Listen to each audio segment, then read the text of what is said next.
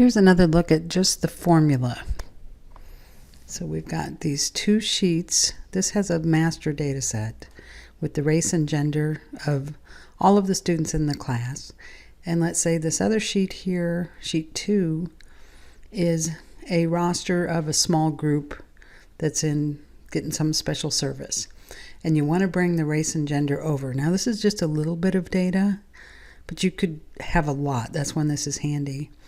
We want to name the sheets by double clicking, because the name of the sheet will be in the formula. So, and it helps you kind of mentally check. So on the roster tab, we want to bring in the race and gender. We don't want to look these up by hand. So there's the formula, the vertical lookup formula. It starts with equals vlookup, and then you click on the ID. And we need a $ on the A, so that when we pull it to the right, it keeps looking in column A. The $ like makes it not increment.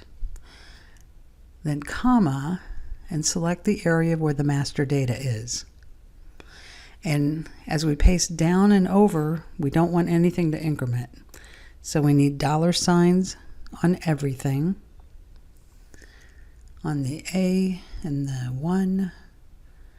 And you only have to do this once because we're going to copy this formula.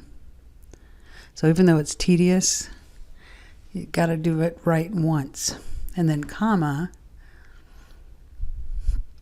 and we put 4 because gender was the 4th column, and then comma false, because that means if you can't find the ID, do not give me an estimate. We pull it across, change the 4 to 5, and then we can just pull it down. And then just check one at random. We click up there. It shows us it's pulling on the correct ID. Highlights it.